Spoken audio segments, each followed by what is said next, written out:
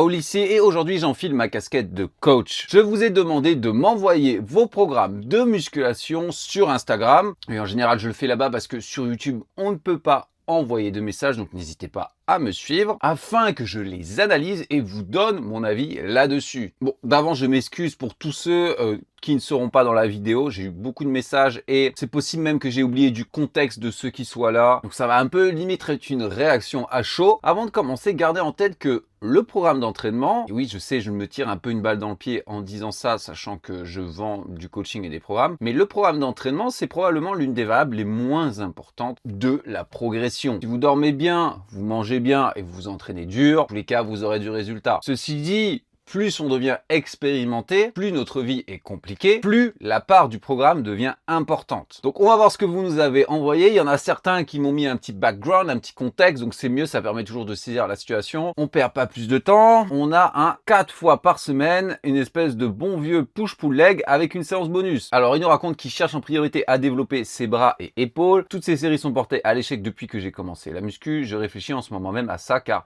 aller à l'échec tout le temps, ça a un impact sur le système nerveux quand même. Les jours de repos sont malléables en fonction de ma fatigue et de mon emploi du temps, mais j'essaye de faire ces 4 séances chaque semaine, avec, je l'avoue, quelques skips des jambes. Déjà, on a des choses à dire là, dès le début. Aller à l'échec impacte le système nerveux. Tout ce que tu fais à la musculation va impacter ton système nerveux, mais c'est sûr que garder 3 reps en réserve ou aucune rep en réserve n'aura pas le même impact. Là où le bas blesse, c'est que ça devient très compliqué parce qu'il faut que tu comprennes qu'un leg extension, une leg press et un squat ne vont pas générer la même fatigue. C'est même pas le squat qui génère le plus de fatigue, ça va être la leg press. Ensuite, il y a également ton anatomie. C'est-à-dire que si tu as une anatomie jambes longues, torse court, donc qui n'est pas du tout faite pour le squat va générer plus de fatigue par rapport au soulevé de terre que quelqu'un qui a la morphologie inverse. On peut vite se prendre la tête là-dessus, mais aller à l'échec ou être proche de l'échec, c'est crucial. Et forcément, du coup, quand tu fais un exercice qui va générer peu de fatigue comme un curl, des élévations latérales, moi je te conseillerais d'aller tout le temps à l'échec. À l'inverse, un exercice qui va générer beaucoup de fatigue, mais surtout où tu risques de dégrader ta forme, comme un squat ou un soulevé de terre qui, de plus, va générer également de la fatigue axiale. Il y a plusieurs types de fatigue.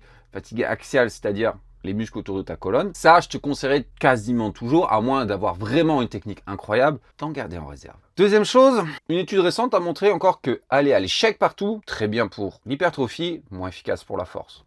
Donc à toi de voir, mais il n'y a pas de souci si tu veux aller à l'échec partout pour gagner du muscle. Et enfin, skipper les jambes. Non seulement tes jambes seront moins bien, mais c'est tout, ça a également un effet pour le haut du corps parce que quand tu fais des exercices polyarticulaires comme du squat, du deadlift, je peux te garantir qu'il n'y a pas que tes jambes qui bossent. Et la réponse anabolique hormonale va même t'aider potentiellement à prendre du haut du corps. Putain, j'ai même pas commencé à regarder le programme, je fais que parler. Je suis insupportable. Bon alors, qu'est-ce qu'on a? DOP couché, 3x5, militaire à la machine, 3 séries, élévation latérale, skull crusher et des push-down. Pas mal. Deuxième jour, on a des tractions, du tirage vertical, du tirage horizontal, de l'oiseau et des curls. Classique, efficace. Pour les jambes, presse à cuisse, leg curl, leg extension, hip extension, donc du hip thrust, les adducteurs, les mollets, souvent skip. J'aime bien il me le dit, c'est souvent skip. Il assume. Et le dernier jour, du coucher serré, élévation latérale plus oiseau, skull crusher, curl biceps, curl pupitre. Ok.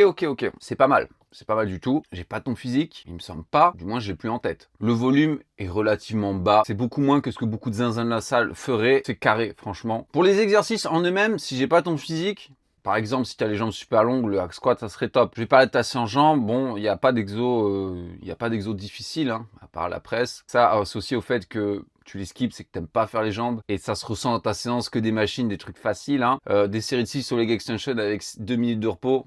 C'est super facile. Hein. Moi, je changerais juste l'ordre des exercices sur quelques séances dans une optique de longévité ou d'en tirer le maximum de bénéfices possible. Tout ce que je dirais personnellement, dans ta séance push, je rajouterais un exercice. Honnêtement, pour les pecs, sauf si tu as vraiment un point fort immense, mais quelque chose avant le développé couché, décliné halter, décliné chest press, quelque chose comme ça. Je ferai le skull crusher en dernier. Les exercices avec une énorme forte tension d'étirement comme ça, surtout si tu le fais derrière la tête, c'est plus risqué, que ce soit pour l'épaule ou tes triceps. Garde-le en dernier quand tu es chaud à fond. Dans le même état d'esprit, les jambes, commence par le leg curl. Voilà, ça c'est fait, tu passes à autre chose. Puis, tu peux passer aux exercices de quadriceps comme la presse, leg extension et même les adducteurs. Hein, franchement, leg curl puis adducteur avant de te taper sur le gros exercice, c'est incroyable. Tu vas vraiment bien échauffer tout ça. Pour le jour pull, tu fais des tractions suivies de tirage vertical, c'est virtuellement le même exercice. Donc moi, je te conseillerais plutôt de changer peut-être vers un tirage en diagonale pour plus cibler les grands dorsaux parce que traction, c'est à fond le grand rond. Tu auras un tirage en diagonale, grand dorsal.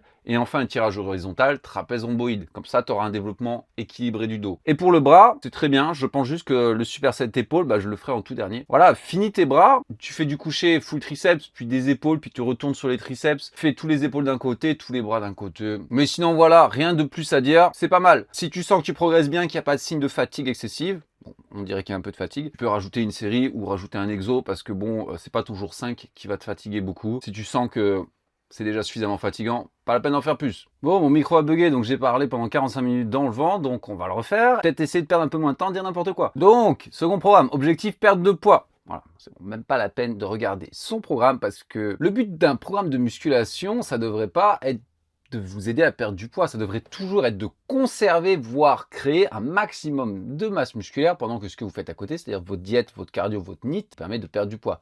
Donc, non, je rigole, on va quand même l'analyser, bien sûr. Mais vous avez saisi l'idée. Entre un programme prise de masse et sèche, il ne devrait pas y avoir énormément de différence. Donc j'ai commencé en juin, c'est une débutante, 96 kg, elle est passée à 83, bravo, j'ai commencé la musculation pour me tonifier, gagner en masse musculaire, augmenter mon métabolisme et brûler plus de calories et donc de graisse. Je commence par du cardio en début de séance, mais j'ai beaucoup entendu dire que c'était mieux à la fin, qu'il fallait le faire. Effectivement, surtout si vous êtes débutant, moins vous êtes expérimenté, plus ça sera efficace, ont remarqué les études, de le faire en fin de séance, que ce soit pour la perte de poids ou le gain de muscle. Si vous êtes expérimenté et si vous avez un bon cardio, ça sera moins gênant. Mais voilà, de manière générale, pour la plupart d'entre vous, ce serait quand même mieux de faire votre cardio en fin de séance. Après, c'est 15 minutes de tapis incliné, tu peux le faire au début, hein. Pas ça qui va te tuer, mais dans le doute, fais-le à la fin. Je m'entraîne 4 à 5 fois par semaine à la salle, je fais mes 10 000 pas quotidiennement, marche rapide. Excellent. Donc lundi, on a tapis incliné, tirage vertical, tirage horizontal, abducteur, adducteur, gainage. Mardi, développé couché, développé militaire, triceps poulie, gainage. Mercredi, du squat et ou fente, leg press unilatéral, leg press kickback, leg curl, leg extension. Jeudi, machine épaule, tirage vertical, tirage horizontal, mollet, gainage. J'ai pas précisé mes squats, fente et gainage, je fais au poids du corps. Mais voilà, j'allais dire, parce que déjà, moi, ce qui me sautait aux yeux, c'est la séance du mercredi, séance jambes était très grosse par rapport aux autres, beaucoup plus intense, beaucoup plus d'exercices. Mais bon, après, si tu fais squat, fente au poids du corps, bon, dis pas que c'est ultra facile, mais comparé au reste, c'est quand même plus simple. Déjà, bon, étonnant, tu fais qu'une seule fois par semaine les jambes. Pour une fille, c'est plus rare. Enfin, le lundi, tu fais abducteur, adducteur. Quand tu es débutant, c'est mieux se concentrer sur les gros exercices de base polyarticulaires. Vraiment, là où tu mobilises le maximum de masse musculaire, ça fait dépenser plus de calories, ça crée plus de muscles. Quand tu fais un adducteur à la machine, tu travailles littéralement tes adducteurs et rien d'autre. Sur le même temps, tu faisais autre chose, peut-être un exercice comme du squat sumo avec haltère entre tes jambes de fit girl, qui non seulement tabasse tes adducteurs, mais travaille tes fessiers, tes quadriceps, tes avant-bras, ton dos, ton gainage, tes abdos, enfin, tu comprends la diff? Donc moi déjà, franchement, lundi, tirage vertical horizontal, pas de souci. Moi, je mettrais des exos plus pertinents pour le bas du corps, peut-être un RDL, ça est très très bien, dos plus RDL, excellent, et ouais, peut-être ce que je t'ai dit, ou bien si tu veux garder tes abducteurs, pourquoi pas, mais peut-être virer les adducteurs et nous mettre un RDL, quelque chose comme ça serait top. Après, globalement, il y a peu de volume, il y a peu d'exos, j'imagine, oui, voilà, tu fais 3-4 séries de 10-15 pour chaque truc, à l'échec environ, moi ça me va, il y a peu de volume d'entraînement, mais ça me va. Déjà, c'est excellent d'aller 4-5 fois à la salle et de faire ça. Si tu progresses, tu montes la charge au fil du temps, tu fais plus de reps, c'est nickel. C'est nickel. C'est sûr que je vois la séance du mardi, je rajouterai un exo, peut-être pour les épaules. La séance du jeudi, tu peux rajouter un exo aussi. Mais globalement, franchement, c'est pas mal. Déjà, si tu arrives à tenir ce rythme, tenir tes 10 000 pas, tenir ton petit cardio en plus, tenir tes 4 séances de muscu, tu vas aller loin, tu vas perdre ton poids. Donc franchement, pas grand chose à changer, je dirais peut-être rajouter un petit peu plus. Et ce que je t'ai dit pour le lundi, pour le moment déjà, c'est très bien, ça te permet d'avoir une base carrée. Continue comme ça et tu auras des résultats. Ok, là on a un programme bien différent, donc c'est une femme qui était maigre et qui a pris du poids et qui veut encore prendre du poids, voilà, continuer à s'étoffer avec de la masse de qualité. Bon, je vais pas demander, mais j'imagine comme la plupart des femmes, donc les cuisses, les fesses, un peu de dos, un peu d'épaule. Il faut comprendre que c'est exactement comme j'ai dit avec la personne qui voulait perdre du poids. Votre programme, c'est pas ça qui fera vraiment la différence, mais c'est votre diète. J'ai eu des clients qui étaient skinny ou qui étaient en surpoids. Tu peux leur faire tous les programmes du monde. S'ils se mettent pas à vraiment avoir l'accent sur le sommeil et la diète, ils resteront skinny ou ils resteront gros. Ceci dit, on pourra probablement quand même améliorer des choses. Alors, on a des supersets. Ok, c'est que des supersets. Lundi, tirage horizontal plus vertical, la leg press sumo et en option, lombaire plus swing. Alors j'adore le fait que quelqu'un fasse les lombaires et j'adore les swings, les deux c'est excellent, surtout si tu fais des swings lourds. Ceci dit, alors déjà en option. Donc, c'est-à-dire, le lundi, potentiellement, tu arrives, tu fais tirage horizontal vertical, ça te prend 10 minutes, on est gentil. T'as après sumo 10 minutes, donc tu viens, t'as fait 20 minutes. C'est bien.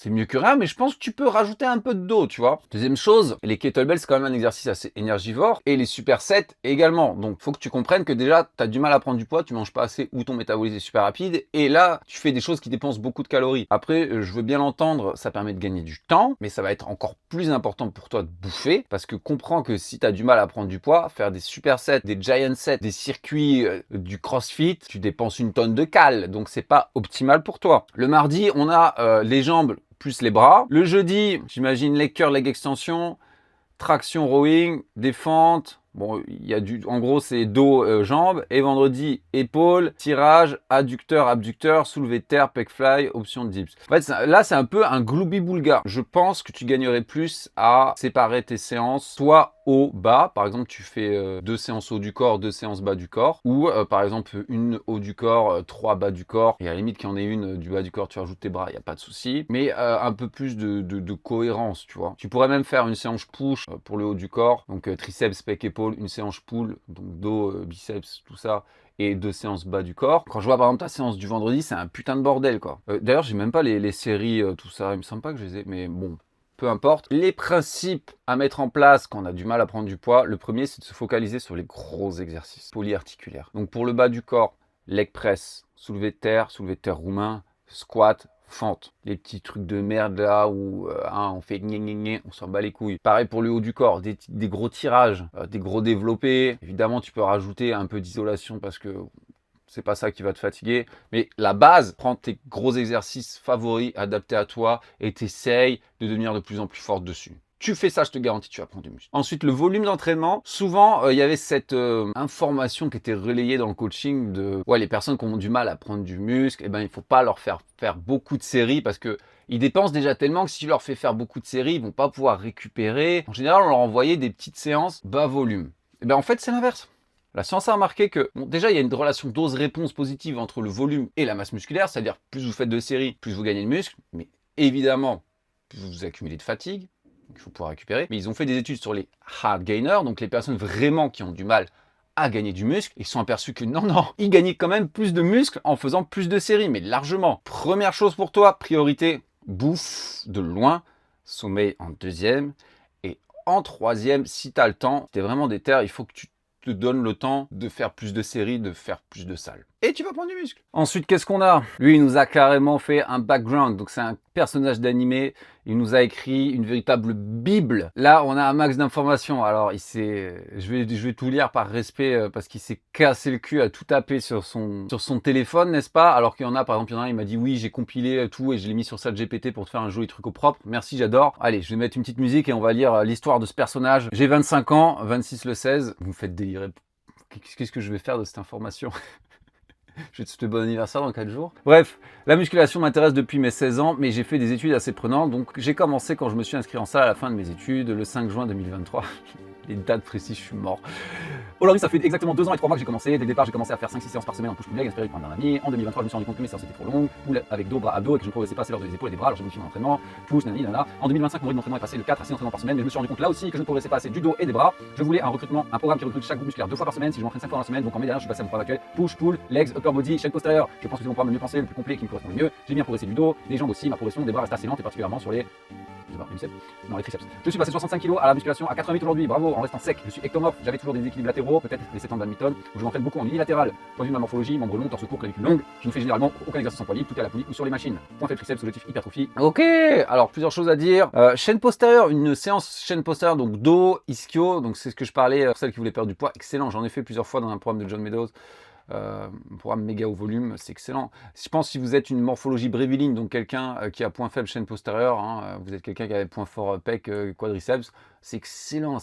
Ensuite, les personnes qui ont des membres longs, de manière générale, vous aurez plus de propension à avoir des déséquilibres. Donc l'unilatéral, c'est top pour vous, même si c'est chiant à faire. Donc bravo. Ensuite, au point de vue de la morphologie, je fais généralement aucun exercice au point libre. C'est pas parce que ta morphologie est telle que tu peux pas faire d'exercice au point libre. Et c'est juste que de 1, il faut choisir les bons. de 2, il faut surtout avoir une bonne technique, l'adapter peut-être à toi. J'ai plus ta taille, mais ouais, t'es grand, tu fais 1m90, un truc du genre, il me semble. Très bien, très bien. On va voir ça. Mon Dieu, mon Dieu, mon Dieu. Donc on a un bloc de texte qui nous prend les yeux à la gorge. Voilà, ça ne voulait strictement rien dire ce que j'ai raconté, mais c'est pour exprimer mon niveau d'effroi à la lecture de ce pavé. Genre, c'est le genre de choses que t'envoies à ton ex-copine quand elle veut rompre avec toi et que tu n'as même pas envie de les lire. Sur quasiment tous ces exos, il fait 4 séries et à la fin, la dernière série ajoute 2 drop sets, donc 2 dégressifs d'affilée, c'est très bien. Donc on a la chest press, de la presse inclinée, on a de la Viking press, donc qui est un développé militaire, des élévations frontales, des élévations latérales, des dips, extension triceps,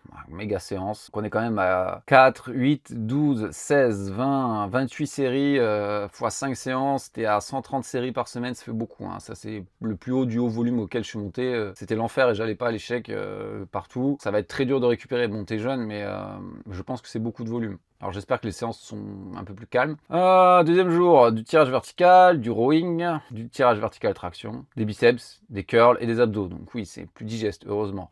Bon, alors première chose, déjà sur ces 2 premières séances, qu'est-ce qu'on va dire? Alors la première, élévation frontale. Vraiment mon gars, avec ta morphologie, tu auras une propension à prendre dans les épaules.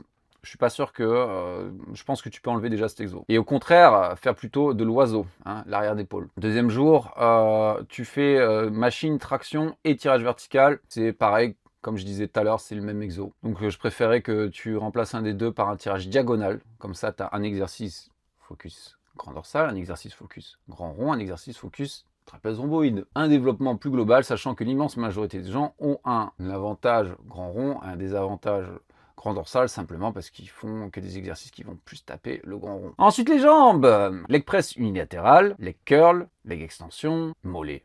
Mollet, adducteur, abducteur. Ensuite, upper body, chest press, curl, triceps, curl, triceps, élévation latérale, des fly et l'arrière d'épaule. Alors tu fais un exo de pec, puis tu nous fais 6 exos de bras et encore à la fin des écartés. Moi je préfère à la limite tu fasses ta chest press puis tes écartés et ensuite tu passes au bras. Même idéalement d'abord tu fais tes 2 exos de pec, pardon, ton arrière d'épaule, puis tes bras. Et enfin séance postérieure, donc pendulum squat. Donc c'est un excellent exercice quand on a les jambes longues pour focus les quadriceps qui sont un point faible pour nous. Pendulum squat, ce n'est pas la chaîne postérieure, c'est full quadri. Hein. Ensuite du leg curl, machine à lombaire, tirage vertical, du rowing, tirage vertical incliné. Bon déjà chaîne postérieure, il y a 2 choses qu'on va parler. Déjà la première c'est pourquoi tu as fait une séance chaîne postérieure alors que tu n'as pas forcément a priori de déficit chaîne postérieure. Vu ta morphologie, je pense que tu as plutôt point faible pec, plutôt point faible quadriceps, plutôt point faible bras. Et au contraire, dos, fessier, ischio, en tout cas dos, fessier sera un gros point fort et ischio en deuxième, ça va être pas mal. Pourquoi tu me fais une deuxième séance full chaîne postérieure? En tout cas dans celle-là, les tirages, ça me plaît, même s'il y a encore une fois beaucoup de volume. Oh putain, j'avais pas vu, il y a du RDL en plus. Alors lors des exos, moi je te dirais, à la limite, pendulum squat, puis RDL, puis les curls, puis lombaires. Voire même les lombaires, tu les fais en tout dernier après ton tirage, parce que ça va dans le dos. Tu peux le faire soit après les jambes, avant les tirages, soit en dernier les tirages. Putain, la séance de l'enfer, frérot. Ah ok, d'accord, c'est soit RDL, soit machine à lombaire. J'allais dire sinon, mais l'enfer. Tu me fais 20 séries de cette merde, même pas, il y a 24 séries de tout ça. Mec, tu rentres chez toi, mais t'es rincé. T'es détruit. Bon alors, globalement, il y a beaucoup de volume. J'ai rien contre, surtout si t'étais ectomorphe. Ça va dépendre de ta capacité à récupérer. Voilà. Est-ce que tu récupères? Est-ce que les charges augmentent? Est-ce que tu gagnes en muscle? Si oui, tu peux garder autant de volume, sinon je te conseillerais de diminuer, de soit de virer des exos tout court, soit de faire moins de séries. Moi je pense clairement les élévations frontales, tu peux les virer, déjà tu gagnerais du temps. Ensuite tu as des points faibles triceps, mais tu fais virtuellement les mêmes exercices. Extension de triceps à la poulie unilatérale. On a extension de triceps à la poulie unilatérale le deuxième jour, extension de triceps à la poulie, voilà, pas unilatérale. Donc tu fais 3 fois le même exo. Je refuse. Donc tu as un exercice, les dips, où tu as les coudes bien en arrière, donc il va être plus sur les portions médiales et latérales. Et à l'inverse, plus tu montes les coudes, plus tu vas être sur la portion longue. Là, tu n'as rien pour la portion longue. Surtout que les études ont montré qu'en plus, de manière globale, générale, tu allais créer plus de muscles ainsi. Donc tu me dégages 2 de tes extensions et tu mets 2 exercices là-haut. Tu peux me faire avec les cordes, par exemple, ou tu peux faire du skull crusher incliné, tu vas chercher loin. Allez, au moins un portion longue, qui est la plus importante, limite. Tu as un point faible triceps, tu ne peux pas ignorer délibérément un de tes triceps, quoi. Ensuite, tu as le séance jambes, j'aime pas du tout. Je vais pas te mentir, j'aime pas du tout. Il n'y a pas d'exercice principal, il n'y a aucun exercice tu peux mettre lourd. Désolé, mais leg press unilatéral, si tu le fais correctement, c'est pas un exercice tu peux mettre lourd, c'est extrêmement dur, ça demande énormément de gainage au niveau des hanches, etc. Ensuite, leg curl unilatéral, leg extension unilatérale, et c'est fini. Après, on fait abduction, adduction, comme les fit girls, là. Non, non, non, non, non, non, non, non, non, non. Il me faut des exos principaux. Alors, à la limite, tu commences par ton leg curl, pas de souci. Ensuite, tu me fais du hack squat, du pendulum, un truc de barbare comme ça, pas d'unilatéral. Tu mets lourd, tu vas me casser la gueule là-dessus. Ensuite, un deuxième exercice principal. Tu peux faire des fentes bulgares si tu veux faire l'unilatéral, des fentes. Sinon, la leg press. Quelque chose, quoi. Du bel squat, mais voilà, casse-toi la gueule. Et après, si tu veux, tu finis avec tes leg extensions, abduction, adduction. Mais il faut que tu aies un exo principal. Là, il n'y en a pas. Là, c'est comme si tu arrivais et tu faisais... J'exagère, mais grosso modo, c'est comme si tu arrivais à ta séance pec, tu faisais écarté à la poulie, écarté à la machine, écarté aux haltères. Mais sinon, à part ça, c'est plutôt pas mal. Moi, j'aime bien. Ensuite, qu'est-ce qu'on a? 4 jours par semaine, 2 ans et 8 mois de salle. 2 ans et 8 mois de salle, j'ai commencé à 62 kg, à 1m70. Maintenant, je suis monté à 70, sec à très sec facilement. Bench 102 kg, squat 140, deadlift 160. Donc déjà, il y a un gros bench, hein, surtout par rapport à ton poids, ton niveau d'expérience. Globalement, tous mes exos libres finissent avec 1 ou 2 reps en réserve et aux machines bien calibrées et bien pensées. J'y vais à fond, très souvent à l'échec, genoux pourris, mais on garde la pêche.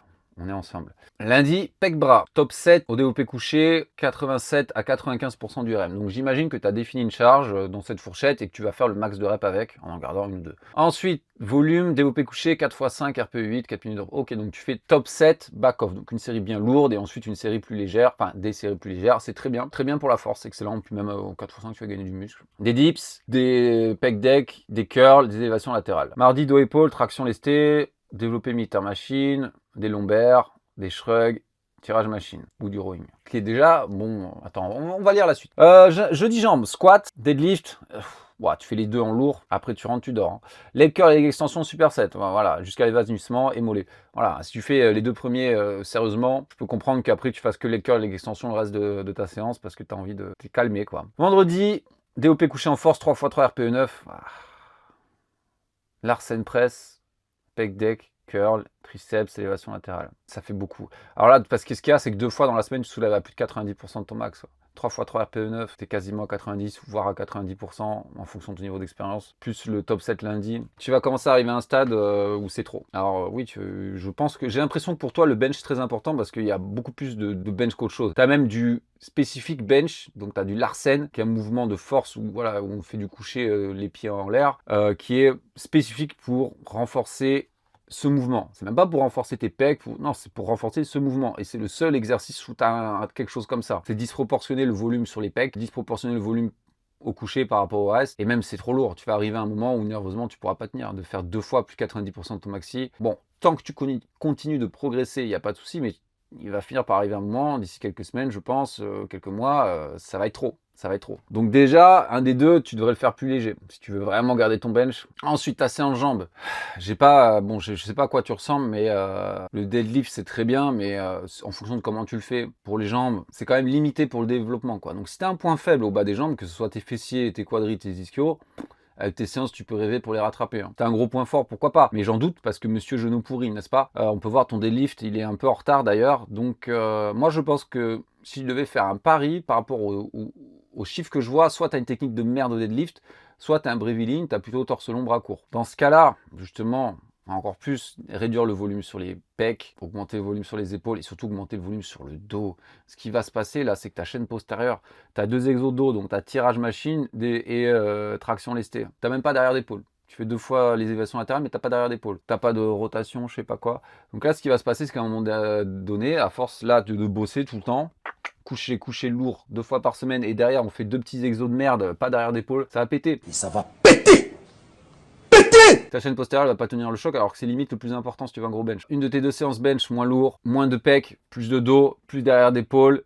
Et les jambes, tout va dépendre si tu veux être absolument fort ou être absolument musclé. Mais moi, ce que je te dirais plutôt, lundi, jambes, mardi, pec, mercredi, jeudi, dos avec deadlift. Et vendredi, ta deuxième séance pec. Ensuite, qu'est-ce qu'on a? J'ai 20 ans, ça fait 2 ans que je suis inscrit à la salle. Mon objectif est de prendre du muscle. Je suis parti très skinny, 55 pour 1m75. Maintenant, je suis à 72, donc très bien. Commencer une petite sèche pour perdre les quelques kilos de gras que j'ai pris. Et après ça, je reprendrai un prise de masse avec un léger surplus environ 5%. Oui, très smart, hein, ils ont fait une étude, ils comparaient des gens qui avaient un surplus de 5% et un surplus de 15%, et ceux qui avaient un surplus de 15% ont gagné grosso modo autant de muscles que les autres, hein, autant de muscles, mais 5 fois plus de gras, donc c'est pas rentable. J'ai essayé 3 fois de faire des prises de masse à l'ancienne, c'est pas rentable.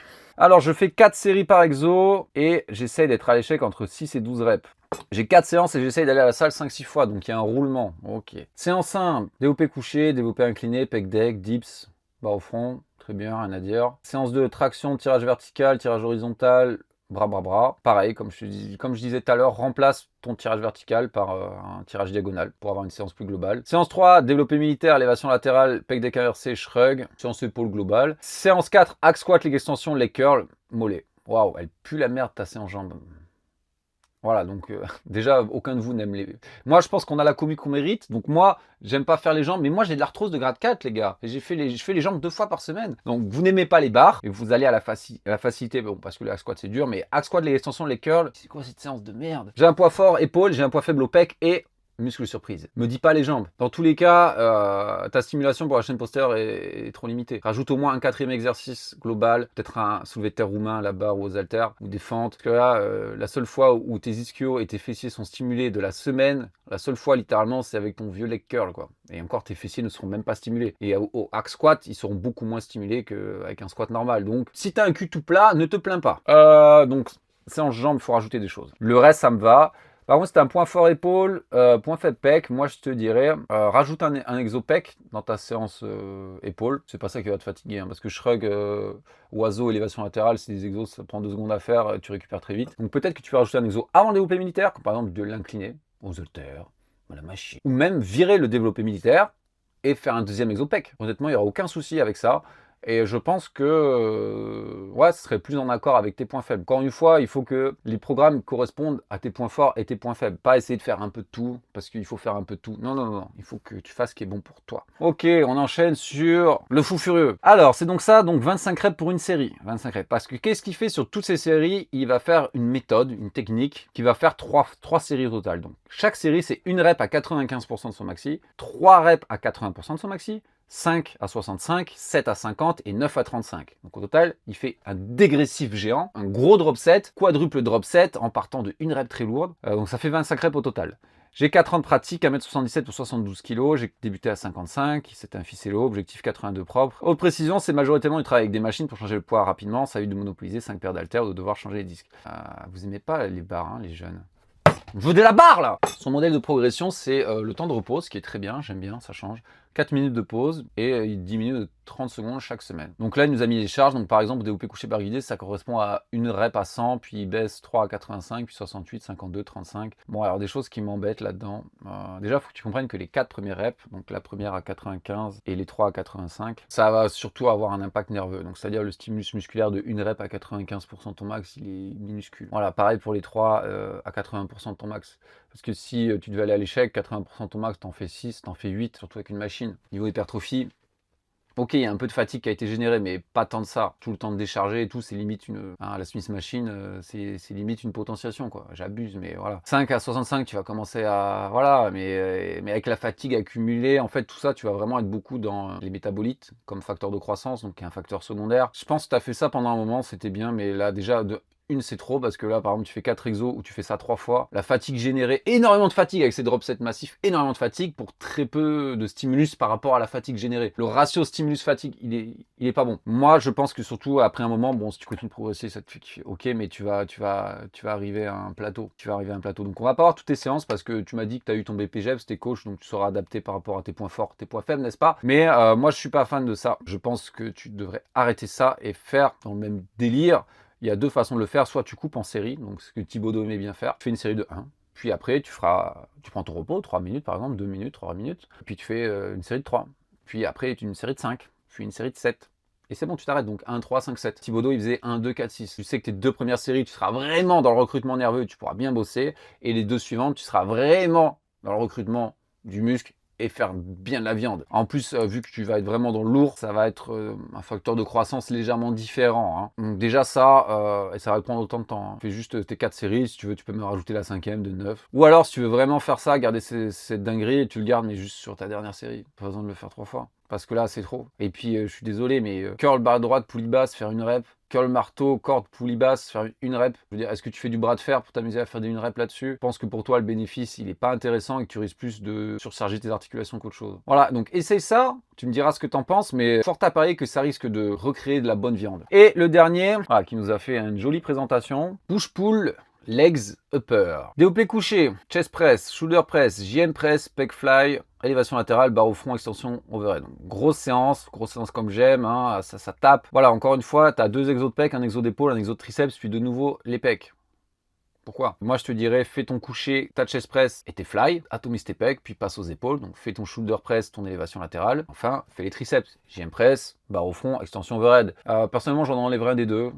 JM press et barre au front, c'est globalement pareil. Hein, c'est des mouvements très proches qui vont remettre l'emphase sur les mêmes muscles. Vire ta barre au front. Voilà.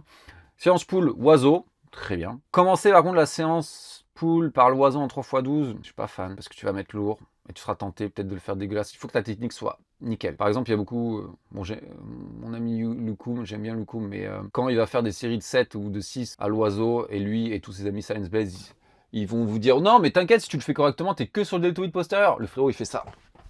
Il fait un truc comme ça. Son omoplate, elle bouge littéralement de 20 cm. Désolé, mais à partir de ce moment-là, il n'y a pas que ton deltoïde postérieur qui travaille. C'est anatomiquement impossible. C'est un exo, je préfère qu'on y aille tranquille. En plus, ça étire beaucoup, par exemple, la portion longue des triceps. Je préfère les reps plus longues. Mais bon, pas de souci. Tirage vertical, RDL, très bien.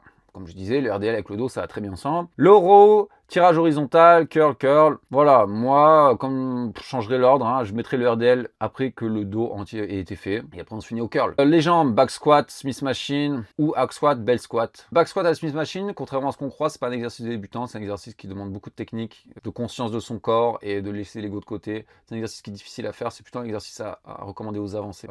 Les personnes qui sont pas experts auront tendance à compenser, ça va être vite dégueulasse. Donc je préfère que tu fasses du hack squat ou du belt. Leg press incliné, soulevé de terre, jambes tendues, les extensions, les curls, adducteurs. Ouais, j'ai rien contre. Ensuite, upper body, développé incliné, le row, tirage vertical, chest press, dips, pec fly, superset, arrêt d'épaule, élévation latérale, curl, triceps, superset, curl. Ah, c'est une séance de porc. Hein. Franchement, c'est une grosse séance de bâtard. Encore une fois, pourquoi tu ne fais pas tout ton dos ensemble avant de faire tes pecs? Ou alors tu fais pas tous tes pecs avant de faire ton dos? Tu as vraiment besoin de 4 exo-pecs sur ton rappel pec?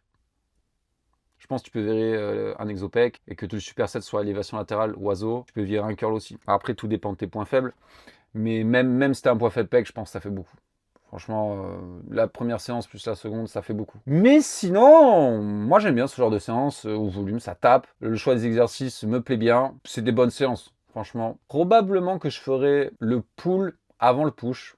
Pull, push, leg, c'est ce que je fais moi. Je fais pull, push, leg. Parce que si tu fais du RDL et que le lendemain, tu vas taper les jambes, où tu as du back squat et du soulevé de terre, jambes tendues, tes lombaires seront déjà en fusion. Alors, tu vas me dire, ça dépend de comment tu fais ton RDL, à quel point il est dur, à quel point il est lourd. Voilà, moi, c'est parce qu'en général, avec mon dos, je fais du rack pull méga lourd. Donc, j'ai les lombaires et les ischios et les fessiers en fusion. Mais c'est quelque chose qu'on peut garder en tête. Donc voilà, dites-moi ce que vous avez pensé de ces séances, dites-moi ce que vous avez pensé de mon analyse. Si vous voulez voir plus de vidéos de ce genre où j'analyse vos physiques, vos programmes ou votre génétique, n'hésitez pas à me le dire en commentaire. Si vous avez besoin de programmes personnalisés, si vous voulez que moi je vous torture, je vous fasse du mal, n'hésitez pas à me contacter directement sur mon site webperformance.fr ou sur mes réseaux. Et en attendant, je vous dis à la prochaine et j'espère que cette fois c'est la bonne.